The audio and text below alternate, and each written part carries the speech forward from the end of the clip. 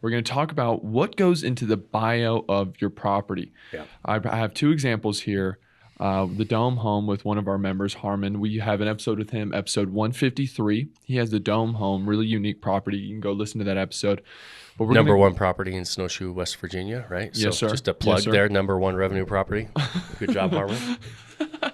I love that. And then I kind of have this other random property that's really cheap that I found. Just to kind of go two examples that I can show the audience if you're watching on YouTube. But I kind of wanted to just break down what goes into I'm calling this a bio, but is that the correct term for this? The bio of your property? Yeah. Okay. So description. Okay, your description of bio. your property. Yep. So let's run through some of this. When we take a look at Harmon's here, his is way longer, and something that immediately pokes out to me is his reviews. Yeah. How many reviews? Because it seems like he almost has one for each at the top, talking about the space, talking about the prices, talking about what he has access to. Are reviews a big thing that you should have in there? 100%. So one of the biggest parts of our training is how to write these descriptions and these bios. Okay. And one, understand that most people will not read your description until they're about ready to book your property. So you have to tell the story of your property in your photos. It's why we show everything about that property, but we also show everything about the area and everything else. Like, what are they going to be doing in that area? When they come visit your property, what is the full experience going to be? Mm-hmm. Many people will put, we're 10 minutes from here, 5 minutes from here, a mile from that, and they don't put it anywhere other than the description. And so you have to realize that, and they have a kind of a crappy photo shoot and a crappy, they don't do a good job of telling the story and telling the experience through their photos. Mm-hmm. And they assume that, people will go to the description to get all that extra information. Mm-hmm. If you lose them in the photos, nobody's reading the description. Right. The other thing is, by the time they get to the description, one of the things that everybody knows is that I'm going to write the best thing I can possible about my property. I'm going to tell a great story. I'm going to do, give you all this information. Mm-hmm. But who does a better job of telling the story is the people who have been there. So we use that description as extra third-party validation, and we let other people tell the story about the property. And so we'll layer on, sometimes, a dozen, reviews or what people were saying about the property as we're telling the story about the property, about the space. When we're talking about the kitchen and how well stocked it is, we layer it with what somebody said about how well stocked the kitchen was. When we talk about the bedrooms, we're going to find somewhere where somebody said how amazing our mattresses were and what a great night's sleep they had. And so as we're trying to tell that story, we let other people tell the story for us. And people trust what somebody else says about your stuff way more than what you're going to say about your own thing. And so that third-party validation is, it starts to solidify. Again, they're close to making that decision already. We know that most people do not, when you're scrolling online and you're looking for properties, just think about your own self in consumer behavior.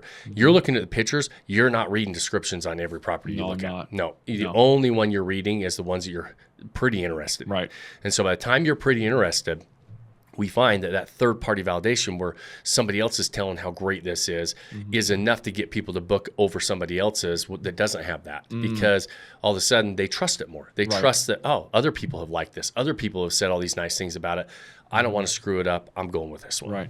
Okay, walk me through this. I'm launching the property. I don't have those reviews yet. Should I get family members to go in there and get honest feedback and use what they say? Or is that too cheesy? What should I do if I don't have those reviews 100%. So anytime yet? You buy a property, you're usually showing it to people.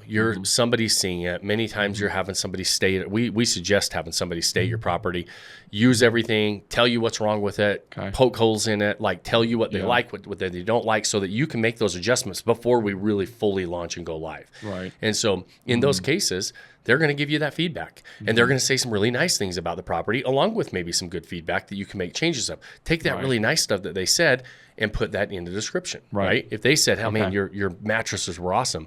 We loved them. We got a great night's sleep.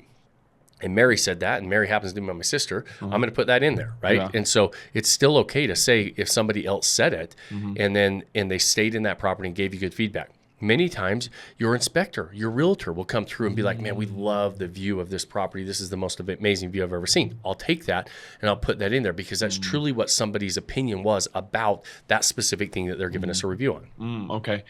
What about the length of this? Clearly Harmon's is way longer. Is there ever a point where you go, man, this is too long? Like someone's not going to read all this, or do you? No, you lay it on thick.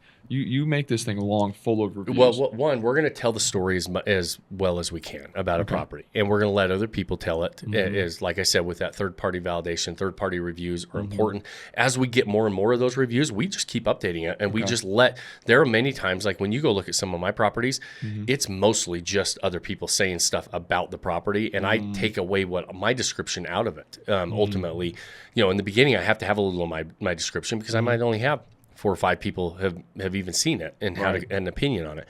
After that, property's been on for a year. I've got 50 reviews, and I'm going to pull from them, and I'm going to let them tell that story. If it becomes too long or too short is when you start to get redundant with stuff. Right. And where you start to be very redundant on talking about the same thing over and over, reiterating what somebody else said in a review. You don't need to reiterate stuff.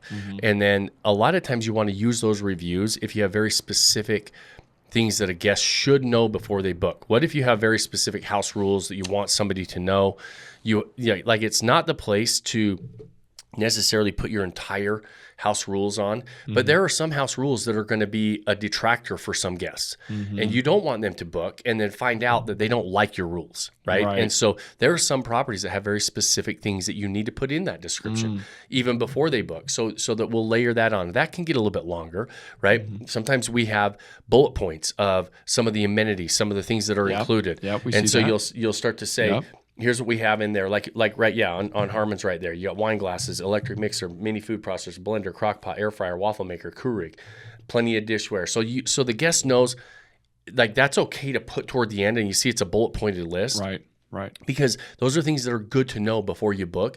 If you're going to be having any sort of a party that you're going to be cooking for.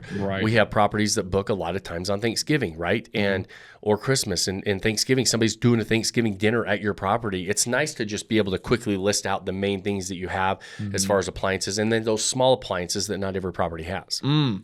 Okay, I love it. Talk to me about what someone should not put in there. Should you not put, I mean, of course, there's things like biases, I guess, or things where you may be too strict, but is there anything that's off limits? Something that you just, why would you put that in there? No, not that's coming to mind. I mean, you're trying to get somebody, the consumer, to say, yeah, I'm already I made the short list. Like, what can I put in there when I've already made the short list of what they're looking at to get them over the top of saying, yeah, I want that property instead of somebody else's property. Because now they're probably reading reviews on 5 properties. And you're saying, okay, what can I put in there? There are times when you'll say, you don't need to be putting all of you, like, so I've heard people say, why put all the rules and all the things that you want that guest to do? I disagree with that. Because if somebody's going to be upset about my rules, I want them upset before they book my property, not after they book my property and they stay there and they give me a bad review for it.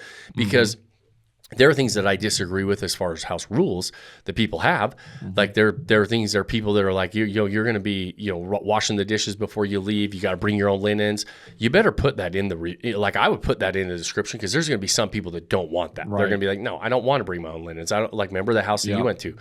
You're like, you have to bring your own, bed sheets or whatever it was, towels and stuff. I would, like, people would say, why would you put that in there? I disagree. Put it in there because if somebody's not going to like that, you want them to go book something else that they're more happy with than staying in your property and getting a bad review. Couldn't agree more. I wish they would have told us that. That would have been awesome. Now, okay, here's we talked about rules. What about if, like, say your hot tub, something happened to your hot tub? Would you put it in that bio saying, we're in the middle of fixing this? Or if it's a long-term, yes. If it is a long-term issue, then you probably want it in there. You need to let your guests know immediately when they book. If it's a short-term issue and you didn't change your whole listing, sometimes you're not going to change your whole listing when you have something like that go on, right? But you need to, the minute they book, say, hey, listen, I had a hot tub. It's not operational right now. We're having issues with it. I can give you a discount. We can, if you want to book something else. So certain things like that you should probably, if it's short term, Not necessarily change your whole listing and your description over that, but you need to let a guest know. If it's long-term, let's say you have construction going on and you're in a brand new development. Some people hate construction noise. Other people could care less, right? So if you're saying, if it's going to be lasting a year, we might say, hey, we're in a beautiful new development. There is some construction going on, but all the amenities are done, and then talk about the other things going on. But sometimes you got to let somebody know that there is some we're in new construction, or we're in a new development. There is new construction going on, in the area. If that bothers you, might not be the right property, but and then tell them, then say, but here's all the good things about it. Right. So something like that, I might consider putting that in my description, because those are things, again, that can lead to bad reviews. And we've seen it over the years that is something that, it feels like half the people complain about, half the people don't. And so if that's going to bother somebody, let them know that. And again, just because it's in the description doesn't mean that you don't have to now tell them as soon as they book the property. Anything that you think can lead to a worse experience for that guest, you still want to tell them right after they book. Hey, the hot tub's not working. Hey, the pool's down. Hey, there's construction in the area. Those are some things that are coming to mind. But if you have something that is maybe an issue, make sure that you still tell them, even if it was in the description, you still tell them right after they book. Okay. So this is a place for transparency on on your property, what you offer, what people think about it, and what's going wrong. This is a transparency. Yeah, place. It's two things, right? It's like, hey, listen, use that third party validation to tell us a beautiful story about your property. Right. Again, it's your opportunity to go from, you're on the short list, to go from I'm on the short list to they're booking my property. And people trust that third-party validation, all these amazing things about the property, all the things that we love about it, reiterating that great experience they're going to have.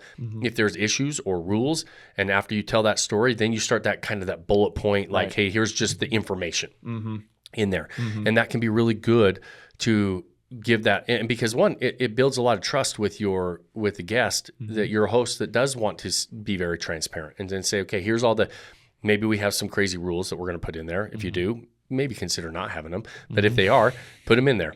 If you have something that's an issue or broken or construction, maybe you have that in there as a kind of a note.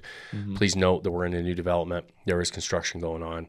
Some people don't like that. If that's you, maybe this isn't the right property. Okay. I feel like they covered all the bases. I really love that.